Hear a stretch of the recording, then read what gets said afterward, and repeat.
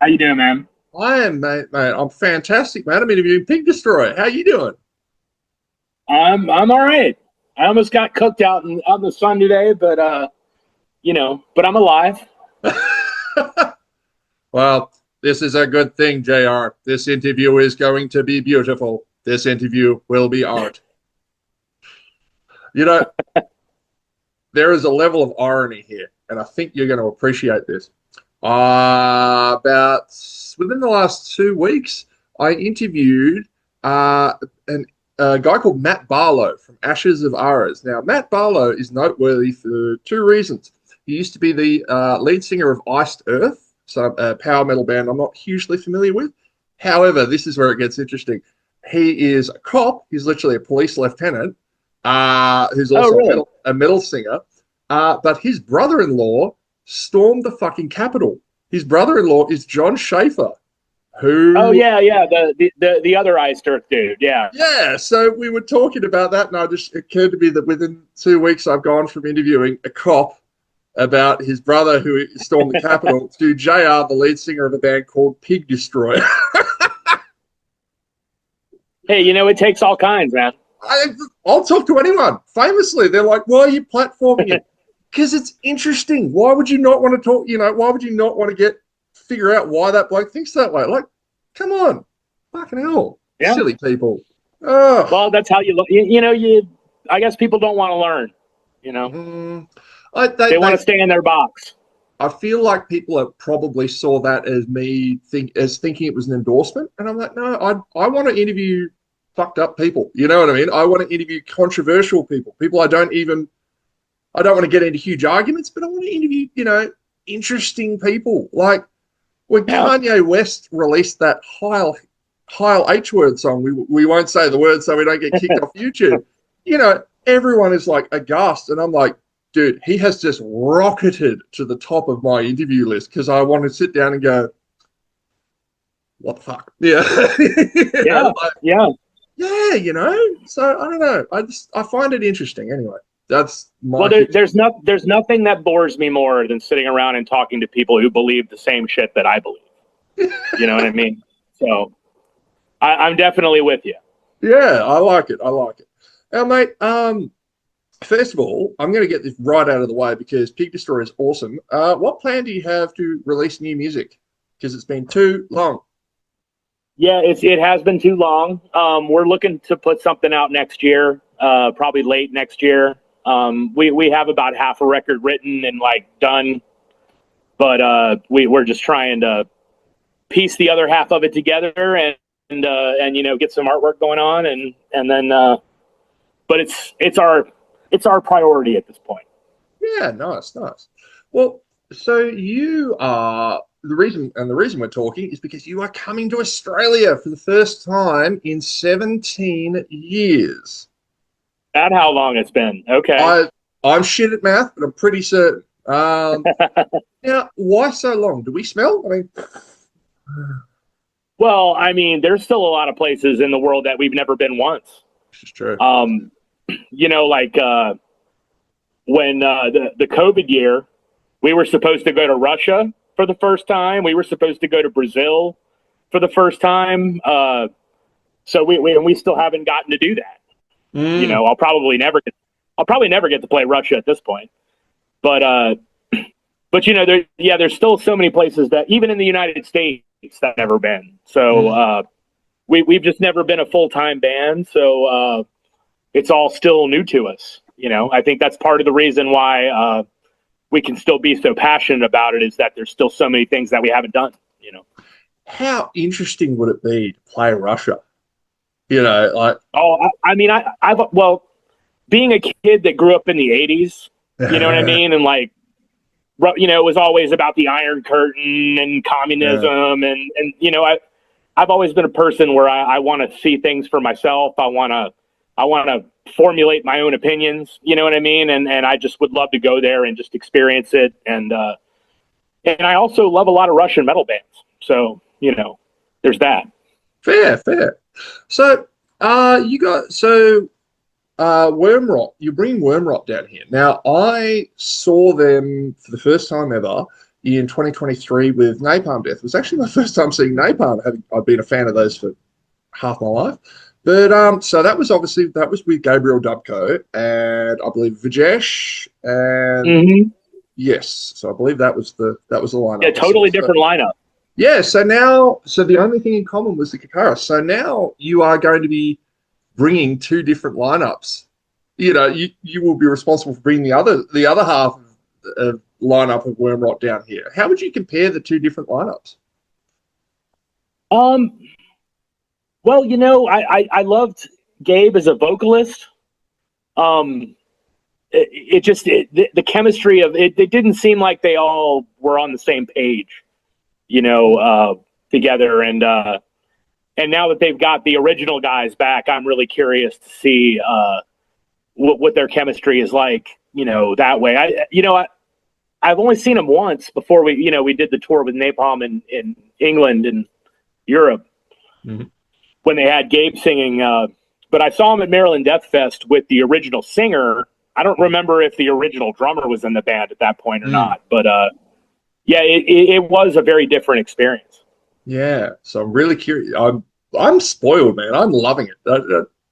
I'm just sitting here in Brisbane. I'm not in Brisbane, no, but I get to sit in Brisbane and just have all of this amazing grind stuff. This come to me. I don't have to do anything. Oh, thank you. Well, we're excited.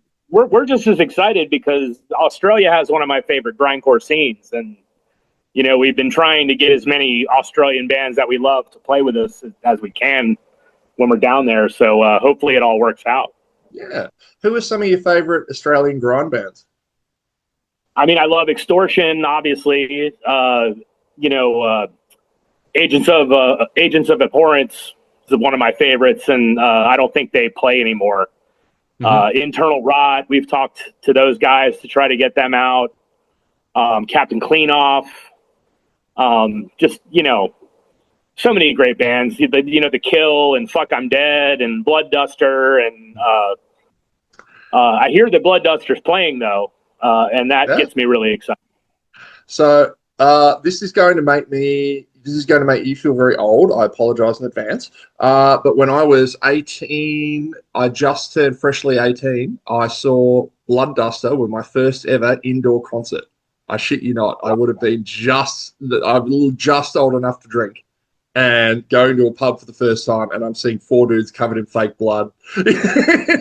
Jason's nude. Yeah, I was not ready. Yeah, those guys don't get enough respect. They really don't. They've been doing it for forever. Yeah. Oh, bless them. So, curious, what do you think is more important in grindcore, intensity or songwriting? It's an interesting question.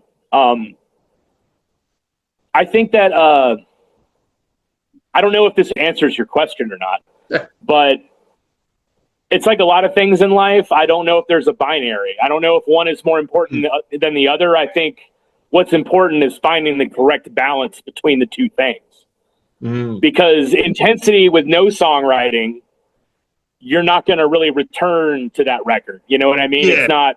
It's not sticking in your head. But then if you have the catchiness or the songwriting chops without the intensity, then you might also not return to the record. So it's about, it's like the chocolate and peanut butter thing. You gotta find the correct balance between the two things and find the sweet spot.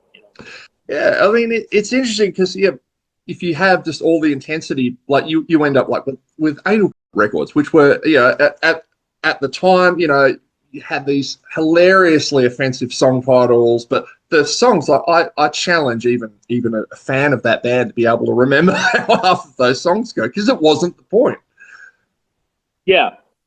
Well, they're a really good example of just like, just peanut butter. Yeah. It's that was, even if you follow into their later records, they really did start writing actual songs. And then they would have riffs and more along the lines of what you would consider grindcore and not just noisecore. Can you imagine being in the music press and getting a copy of, what was it called, Picnic of Love? Yeah, I mean, I don't think future generations will really understand anal. You know, my bandmate Scott, he was in anal. So he has a very unique perspective on it. You know what I mean? And if you've ever seen them live, like you don't forget it. You know? But unfortunately, yeah, future generations are just going to have the records, and they're going to have to make out whatever that is. You know. There was a story getting around. It was posted on Reddit. I have no clue if this is true, but the story just had me crying, laughing. And it was a bloke who said, I once booked anal for my university speaking, or for his high school or something. And it's just the story of just trying to get Seth and co to the venue. You know, apparently he had like this toothpaste tube full of ketamine, raw ketamine. He's just squirting it in his mouth. Like, wow. Yeah, chances are the stories are probably true. Like Seth couldn't take 5 steps without causing some kind of controversy. You know?